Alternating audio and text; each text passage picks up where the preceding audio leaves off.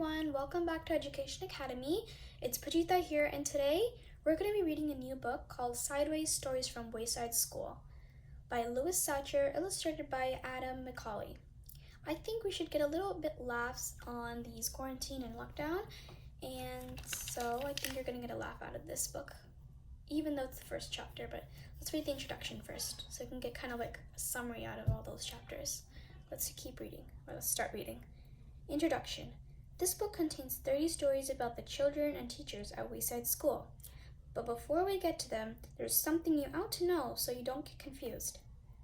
Wayside School was accidentally built sideways. It was supposed to be only 1 story high with 30 classrooms all in one row. Instead, it is 30 stories high, with 1 classroom on each story. The builder said he was very sorry. The children at Wayside School like having a sideways school. They have an extra large playground. The children and teachers in this book all go to the class on the top story or to top floor. So there are 30 stories from the 30th story of Wayside School. It has been said that these stories are strange and silly. That is probably true. However, when I told stories about you to children at Wayside, they thought you were strange and silly. That is probably also true. I think I kind of understand what this book gonna be about. Okay, let's look at this picture over here. I think this lady over here is pretty mean because she has a sticking out tongue, and she doesn't look pretty happy over there. And she is pretty old, and she has a lot of apples on her desk. So the apples have to do something, or something to do. Okay, chapter 1. Miss Scorf. Her name is Miss Scorf. Miss Scorf had a long tongue and pointed ears. She was the meanest teacher in Wayside School. She taught the class on the 13th story. "If you children are bad," she warned, "or if you answer a problem wrong, I'll wiggle my ears, stick out my tongue, and turn you into apples." Miss Scorf didn't like children, but she loved apples. So I think these apples are children. Joe couldn't add. He couldn't even count, but he knew that if he answered a problem wrong, he would be turned into an apple. So he copied from John. He didn't like to cheat, but Miss Scorf had never taught him how to add. One day, Miss Scorf caught Joe copying on John's paper. She wiggled her ears, first her right one, then her left, stuck out her tongue, and turned Joe into an apple. Then she turned John into an apple for letting Joe cheat. "Hey, that isn't fair," said Todd. I think we met another character here.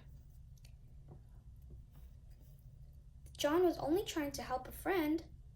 Miss Scorf wiggled her ears, first her right one, then her left, stuck out her tongue, and turned Todd into an apple. "Does anybody else have an opinion?" she asked. Nobody said a word. Miss Scorf laughed and placed the 3 apples on her desk. Stephen started to cry. He couldn't help it. He was scared. "I do not allow crying in the classroom," said Miss Scorf. She wiggled her ears, first her right one, then her left, stuck out her tongue, and turned Stephen into an apple. For the rest of the day, the children were absolutely quiet, and when they went home, they were too scared to even talk to their parents. But Joe, John, Todd, and Stephen couldn't go home. Miss Scorf just left them on her desk. They were able to talk to each other, but they didn't have much to say. Their parents were worried. They didn't know where their children were. Nobody seemed to know. The next day, Katie was late for school. As soon as she walked in, Miss Scorf turned her into an apple. Paul sneezed during the class. He was turned into an apple. Nancy said, "God bless you," when Paul sneezed. Miss Scorf wiggled her ears, first her right one, then her left, stuck out her tongue, and turned Nancy into an apple. So I think this teacher is more of like a quiet teacher, doesn't want to have any disturbance. Terrence fell out of his chair. He was turned into an apple. Mauricia tried to run away. She was halfway to the door as Miss Scorf's right ear began to wiggle. When she reached the door, Miss Scorf's left ear wiggled. Mauricia opened the door and had one foot outside when Miss Scorf stuck out her tongue. Mauricia became an apple. Miss Scorf picked up the apple from the floor and put it on her desk with the others. Then a funny thing happened. Miss Scorf turned around and fell over a piece of chalk. Miss Scorf turned around and fell over a piece of chalk. The three Erics laughed. They were turned into apples. Miss Scorf has a dozen of apples on her desk. Joe, John, Todd, Stephen, Kathy, Paul, Nancy, Terrence, Mauricia, and three Erics. Eric Fry, Eric Bacon, and Eric Ovens. I think they have their last names as their favorite foods. I think Eric likes fries, another Eric likes bacon, and the third Eric likes ovens. I don't know what's going on here. Louis, the yard teacher, walked into the classroom. He had missed the children at recess.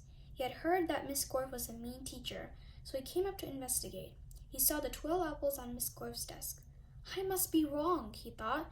She must be a good teacher if so many children bring her apples.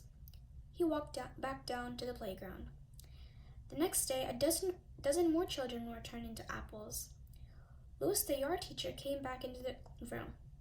He saw 24 apples on Miss Scorf's desk.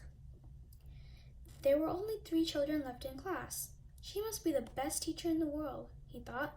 By the end of the week, all the children were apples.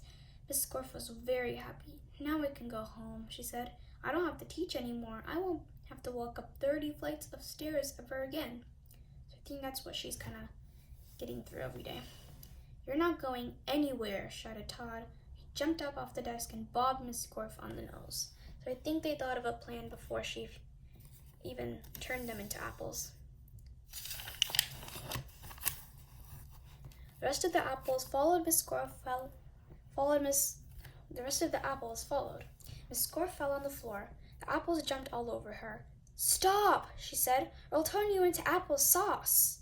But the apples didn't stop, and Miss Scorf could do nothing about it. Turn us back into children, Todd demanded. Miss Scorf had no choice. She stuck out her tongue, wiggled her ears, this time her left one, then her right, and turned the apples back into children. All right, said Mauricia. Let's go get Louis. He'll know what to do. No, screamed Miss Scorf. I'll turn you back into apples. She wiggled her ears, first her right one, then her left, stuck out her tongue, but Jenny held up a mirror, and Miss Scorf turned herself into an apple. Children didn't know what to do. They didn't have a teacher.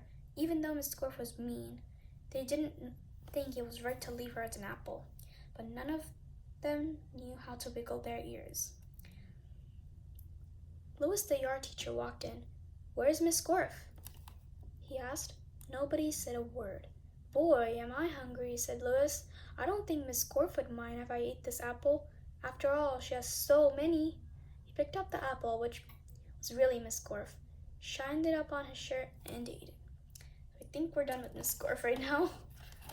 That was pretty funny. Let's read another chapter. I'll be a bit generous today. Okay, let's read chapter 2. Miss Jules. Miss Jules has a terribly nice face. She stood up at the bottom of Wayside School and looked up.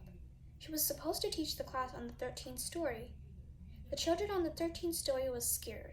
They had never told anybody what happened to Miss Scorf. They didn't have a teacher for 3 days. They were afraid of what their new teacher would be like. They have heard she's a terribly nice teacher. They had never had a nice teacher. They were terribly afraid of nice teachers.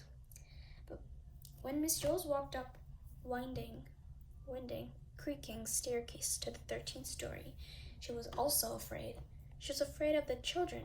She had heard that they would be horribly cute children.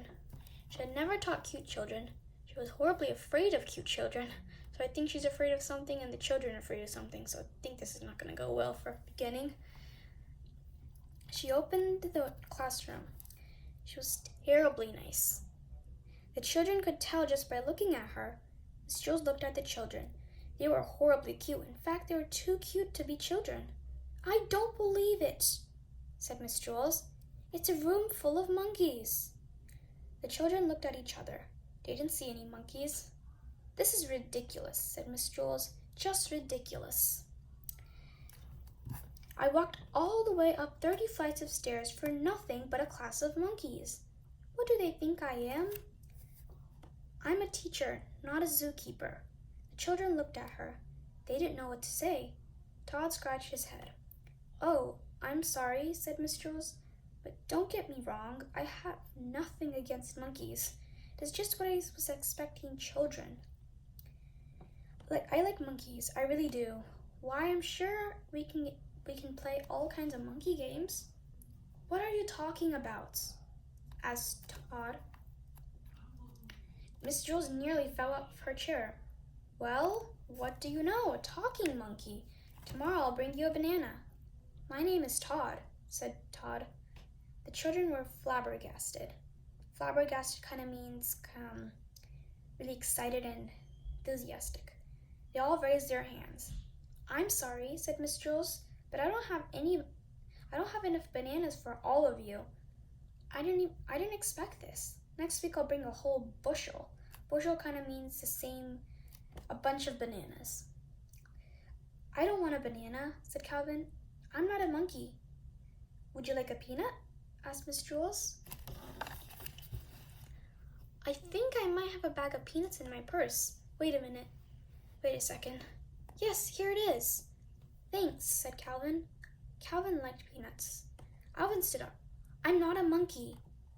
She said, I'm a girl. My name is Allison, and so is everybody else. Miss Jules was shocked. Do you mean to tell me that every monkey in here is named Allison? No, said Jenny. She means we're all children. My name is Jenny. No, said Miss Jules. You're much too cute to be children. Jason raised his hand. Yes, said Miss Jules. The chimpanzee in the red shirt? My name is Jason, said Jason. I'm not a chimpanzee. You're too small to be a gorilla, said Miss Jules. I'm a boy, said Jason. You're not a monkey? Asked Miss Jules. No, said Jason. And the rest of the class, they're not monkeys either, asked Miss Jules. No, said Allison. That is what we're trying to tell you. Are you sure? Asked Miss Jules. We'd know if we're monkeys, wouldn't we? Asked Calvin. I don't know, said Miss Jules. Do monkeys know that they're monkeys? I don't know, said Allison. I'm not a monkey. No, I suppose you're not, said Miss Jules. Okay, in that case, we have a lot of work to do. Reading, writing, subtraction, addition, spelling. Everybody take out a piece of paper. We will have a test now. John tapped Todd on the shoulder. He said, Do you want to know something? I liked it better when she thought we were monkeys. I know, said Todd. I guess it means she won't bring you a banana.